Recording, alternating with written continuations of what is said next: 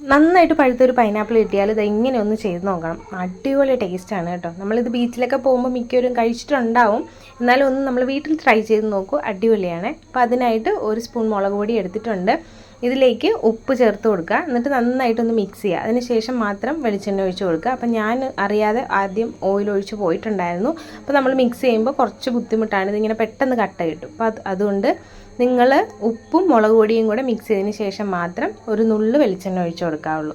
എന്നിട്ട് ഇത് നന്നായിട്ട് മിക്സ് ചെയ്ത് കഴിഞ്ഞാൽ നമ്മൾ കട്ട് ചെയ്ത് വെച്ചിരിക്കുന്ന പൈനാപ്പിൾ ഇതിലേക്ക് ചേർത്ത് കൊടുക്കുക. അപ്പോൾ നിങ്ങൾക്ക് ഇഷ്ടത്തിനനുസരിച്ചിട്ട് ഏത് ഷേപ്പിൽ വേണമെങ്കിലും കട്ട് ചെയ്തെടുക്കാം കേട്ടോ.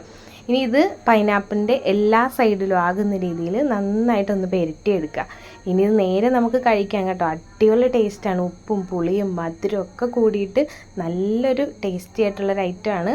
അപ്പോൾ കഴിക്കാത്തവരൊന്ന് ട്രൈ ചെയ്ത് നോക്കുക. ഇഷ്ടപ്പെട്ട് കഴിഞ്ഞാൽ ചാനലൊന്ന് സബ്സ്ക്രൈബ് ചെയ്യുക, ലൈക്ക് ചെയ്യുക, ഷെയർ ചെയ്യുക, കമൻറ്റ് ചെയ്യുക. താങ്ക്